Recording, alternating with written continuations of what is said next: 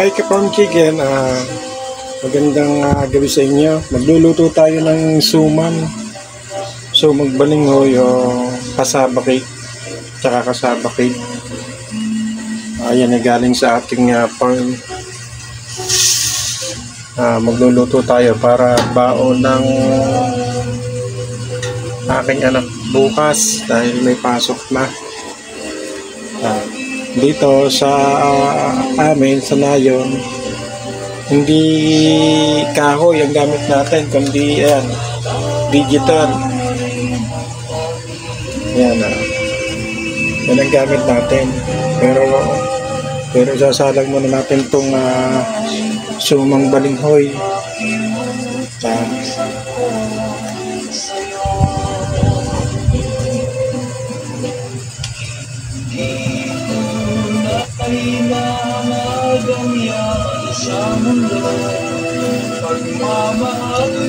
Bali, gagamit tayo ng isang kaserolang malaki. Hindi natin na ilulubog sa tubig yung suman. Lalagyan natin siya ng strainer para parang pasinula. Sasalansa natin.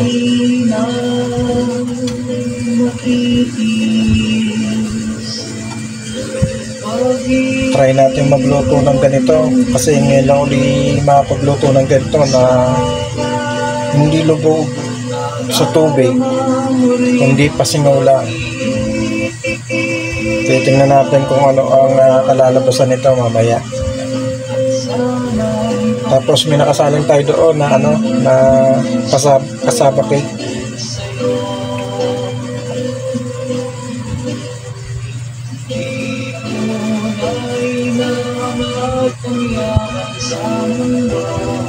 Pagmamahal mo lang ang tanging hinahanap ko. Makakibang sana'y patayin mo ako. Pagkat tayong dalawa ay isa-isa. Yan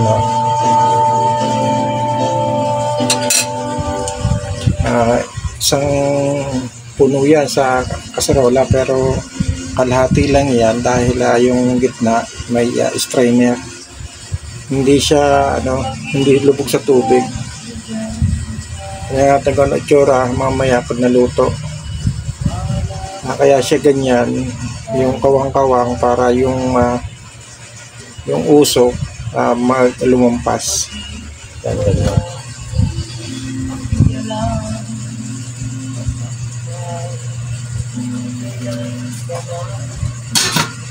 Try natin magsalang sa digital.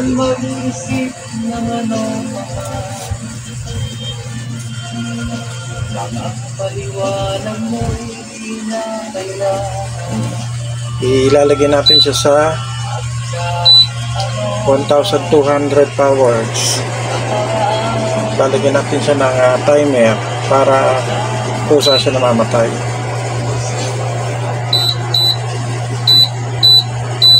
Yan, 1 hour. Mabalikan natin yan mamaya. Pero tayo dito may nakasalang na kasaba cake. Yan.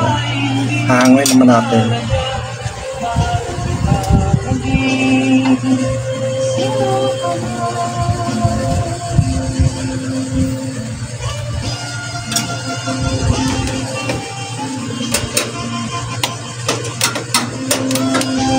Mainit siya, mainit. Ayan.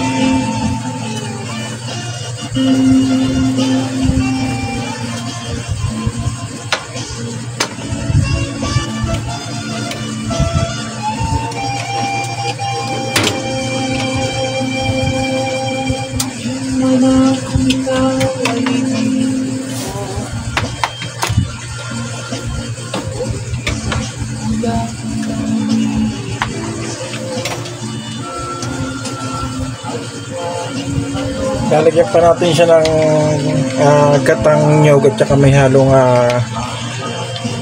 gatas na malapot. Ito.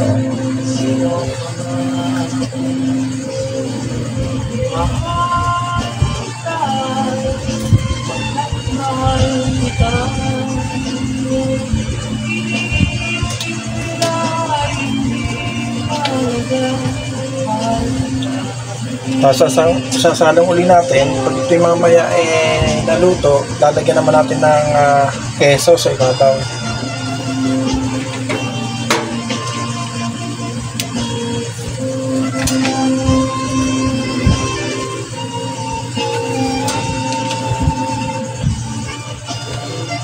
Yung isa, medyo luto na. Kung sa sinaing, parang pinapain-in na lang siya. Ganyan yung itsura.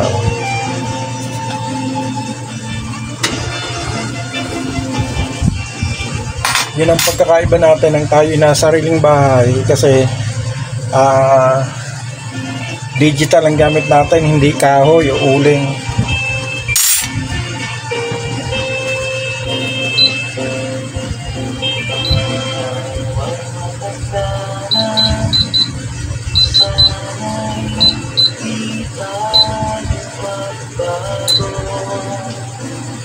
Binawasan ko ang temperature niya kasi siya ay papainin na lang.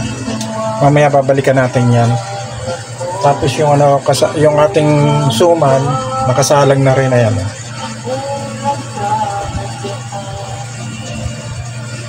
Yan. Mamaya try natin kung ano itsura niyan mamaya. Tingnan natin kung ano nga itsura ng ating nilalaga. Ayan na. Nasa 47 minutes na. 10 minutes na mahigit. Ayan na itsura niya. Wow! Nag-ano na agad siya. Nag-moist na agad. Balikan na lang ulit natin mamaya.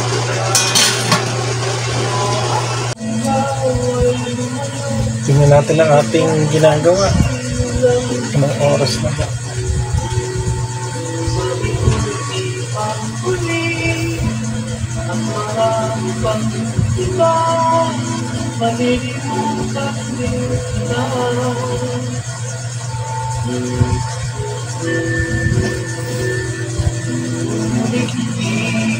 $12:17 na umaga. Nagluluto pa tayo ng balinghoy. Balinghoy at kasabaki.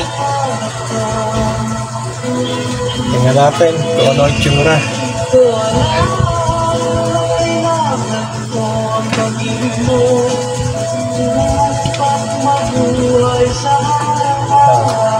Luto na siya, oh. Maganda na. Kasarap. Labas natin.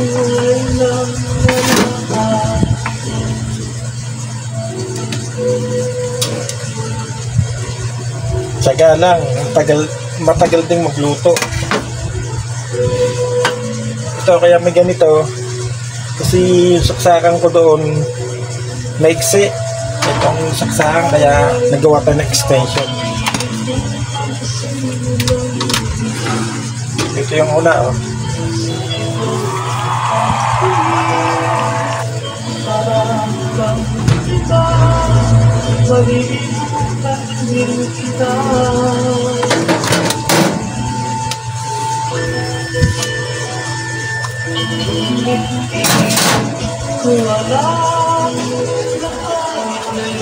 Ayan na, oh.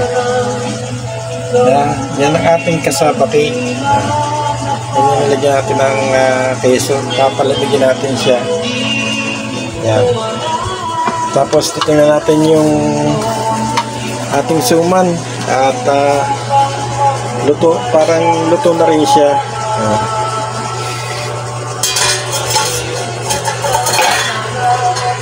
Kukuha tayo ng isa. Wow! Napakasarap. Tingnan natin kung anong luto. Kung luto na siya.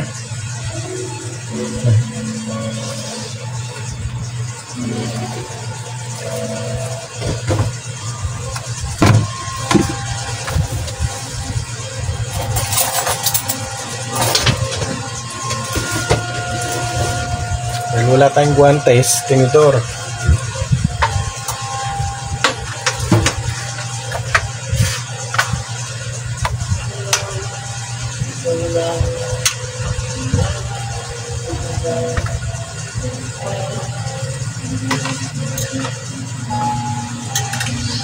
Na.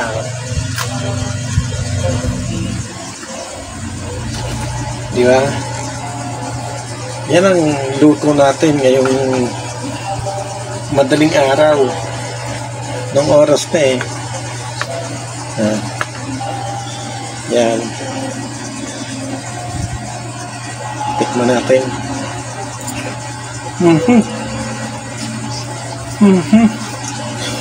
Napakasarap. Hindi siya hindi siya malambutan kasi hindi siya babad sa tubig kasi siya naka-strainer. Kaya mas okay siyang gatuin ng pa-steam. Kasi yung iba nagluluto niyan, nakalubog sa tubig, nalagyan ng tubig at para yung sulat. Yun ang ginawa natin. Inandol natin sa strainer para parang pasingaw lang. Tsaka yan. Yan ang ating pinagkabalahan ngayong ating gabi. Yan ang galing sa ating looban, yung ating tanim na balingoy. Nakakuha na tayo ng ilan sa farm chicken. Yan ang buhay ng Boy 3 TV. Yan. At least, katapano, na-share ko sa inyo ang aking buhay ng nasa looban at buhay ng nasa sariling tahanan. Ayan. Hindi tayo naulingan kasi ang ating gamit ay puro digital dito sa ating bahay. Ngayon mga ka-farm chicken, salamat po sa inyo sa inyong panonood at saka po sa mga unang nakapanood ng ating video at nag-subscribe at nag-share sa ating video. Ako po lubos ng papasalamat sa inyo at sinusuportan po ninyo ang aking video. Salamat po sa inyo. Thank you po.